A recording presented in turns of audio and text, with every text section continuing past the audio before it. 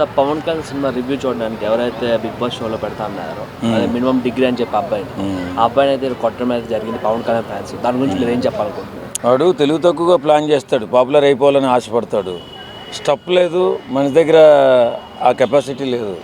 కావాలని కేవలం సోషల్ మీడియాలో హల్చల్ చేయాలనే ఆలోచనతోనే తిరుగుతున్నాడు తప్ప వాడి దగ్గర ఎలాంటి ఇది లేకుండా ఉంది. స్కిల్ లేకపోతే ఎవడు కూడా ఎదగలేడండి. ఆ విధంగా కుర్రోడు దేవం తప్పేం లేదు. వాడు అలా ప్లాన్ చేస్తుంటాడు, చిల్లర ప్లాన్. మనకి ఇక్కడ కూడా పరుకు దగ్గర జెండాలుగా ఇది కట్టుకోవడం, నేను ఒక హీరోనండి అని చెప్పడము, మినిమం డిగ్రీ అని చెప్పాడు, ఏదేదో మన్మథ రాజా అంటుంటావు, ఏవేవో మాట్లాడుతూ ఉంటాడు. అబ్బాయి గురించి పెద్దగా మాట్లాడాల్సిన అవసరం లేదు. కానీ సినిమా బ్రహ్మాండంగా ఉంది, అందరికీ నచ్చుతుంది, చక్కటి పాటలు ఉన్నాయి, చక్కటి పర్ఫార్మెన్స్ ఉంది.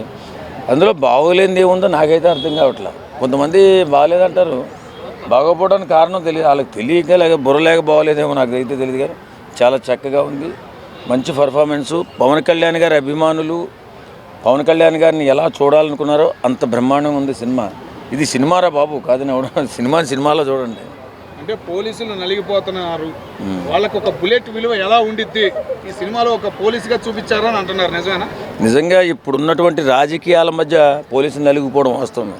ఎందుకంటే ఏ తప్పు జరిగినా ఎవడైతే గెలుస్తాడో, ఎవడైతే ప్రభుత్వంలో ఉంటారో వారి తరపున పనిచేస్తున్నారని చెప్పి ఓడిపోయిన ప్రతి ఒక్క రాజకీయ నాయకుడు కూడా పోలీసుని తక్కువ చేసి మాట్లాడడం, వాళ్ళ విధులకు ఆటంకం కలిగించడం, వాళ్ళని ఇబ్బందులు పెట్టడం చాలా దుర్మార్గంగా తయారైంది. పోలీసుకి వాల్యూ లేకుండా చేయడానికి ప్రయత్నాలు జరుగుతూ ఉన్నాయి. కాబట్టి ఆ సినిమాలో హరీష్ శంకర్ గారు బాగా చక్కగా వివరించారు. నిజం వాస్తవం మాట్లాడుకోవాలంటే పోలీసులు పడుతున్న ఇబ్బందులు ప్రభుత్వ ఉద్యోగుల్లో ఇంకో ఉద్యోగం పడలేదని కూడా చెప్పుకోవచ్చు. చూడండి, ఒకసారి ఏ ఒక్క రాజకీయ పార్టీ ఓడిపోయినటువంటి రాజకీయ పార్టీ పొద్దున్న లేచిన కాడి నుంచి పోలీసులను ఆడిపోసుకోవడం, ప్రభుత్వానికి అండగా నిలబడుతున్నారు, ప్రభుత్వంలో ఉన్నటువంటి పెద్దల మాటలు వింటున్నారు అని చెప్పేసి వాళ్ళకి విలువ లేకుండా మాట్లాడడం.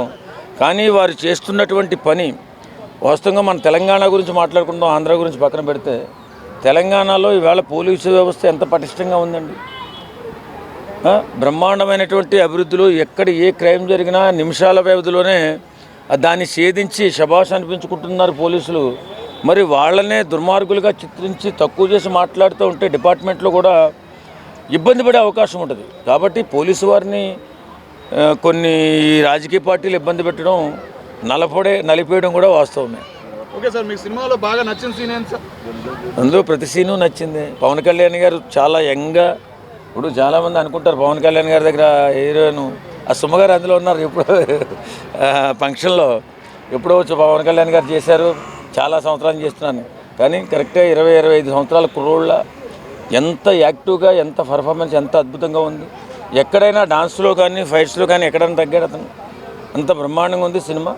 సినిమాకి పేరు పెట్టారు అంటే సినిమా చూడడం రాలేదని అర్థం. కాబట్టి ఆ సినిమా అంత అద్భుతంగా ఉంది, సూపర్ డూపర్ హిట్.